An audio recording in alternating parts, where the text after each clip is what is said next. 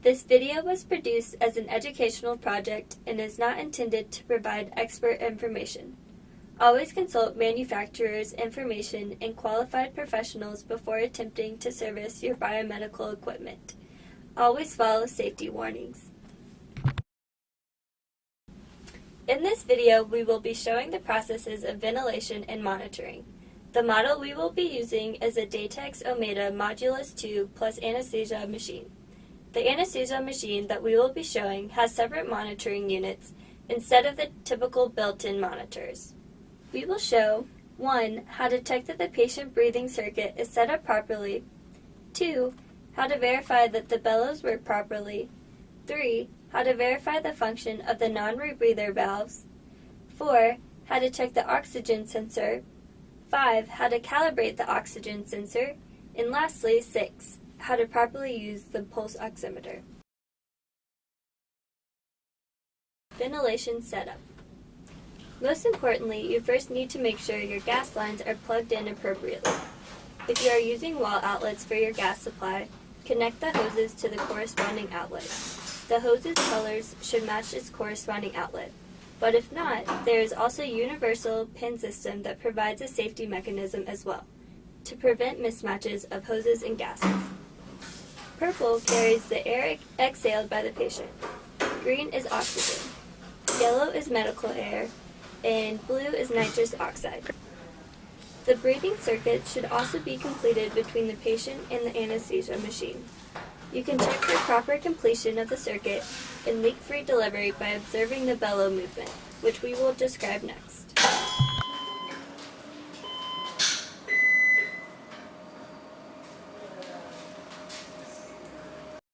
Bellows. When the patient inhales, the bellows should drop in height, and when the patient exhales, the bellows should rise in height. Squeezing the bag simulates patient exhalation, and letting the bag fill simulates patient inspiration.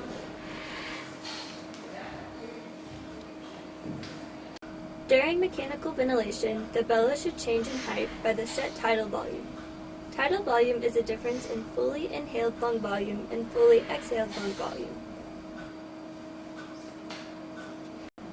During non-assisted ventilation, when the patient breathes on his or her own, the change in bellow height may be less dramatic and or less controlled than during mechanical ventilation. When the bellows are empty, they move in a shaky way when they first fill up. This is normal movement.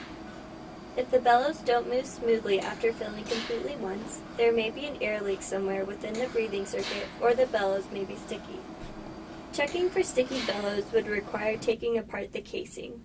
Applying a non-toxic solvent and rubbing off any sticky residue would most likely resolve the issue. Be sure to clean off the solvent after using it. After fixing, you can check that the bellows are working properly by using mechanical ventilation and seeing that the bellows change height by the set tidal volume.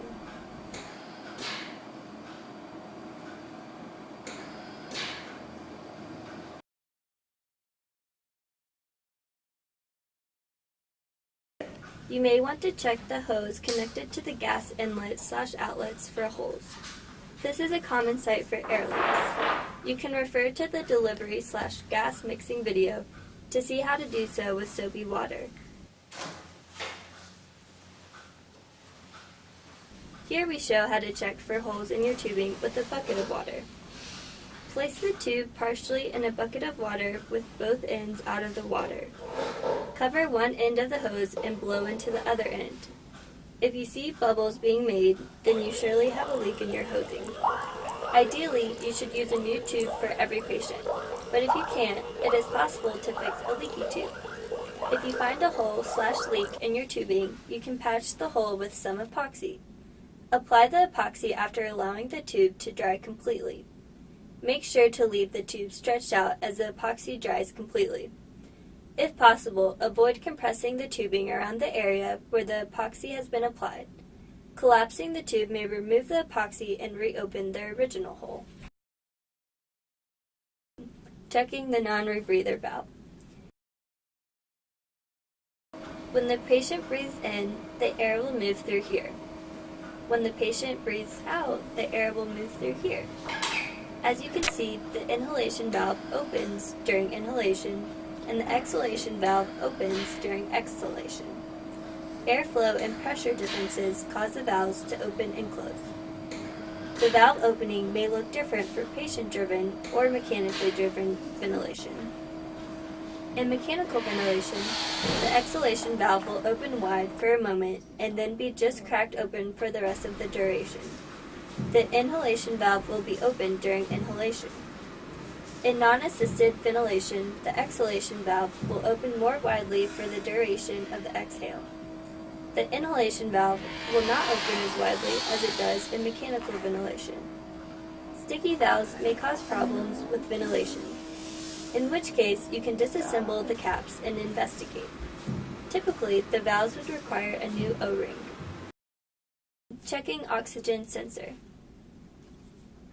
The most important thing to avoid in anesthesia is accidentally delivering a hypoxic mixture of gas to the patient. Hypoxic air is air that is less than 21% oxygen. Fortunately, there is a safety mechanism in place to prevent that from happening.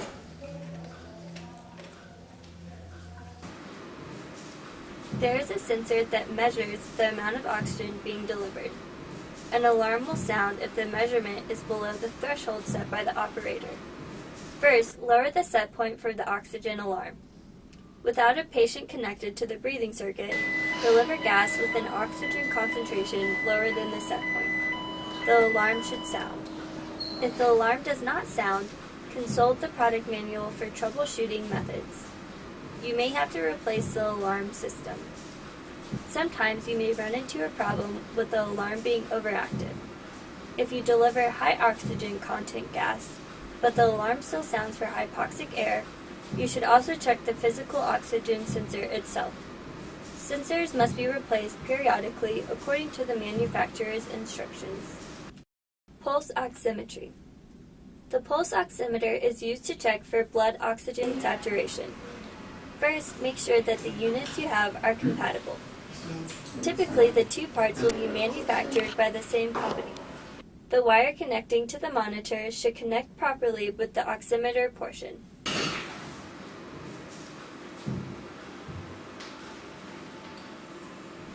After properly connecting the pulse oximeter, you should check that there is a red light coming from the oximeter.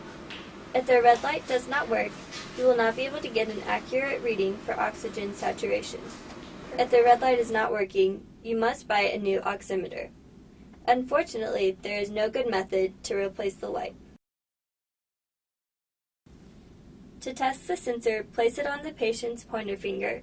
Normal values for oxygen saturation should be between 97 and 100%.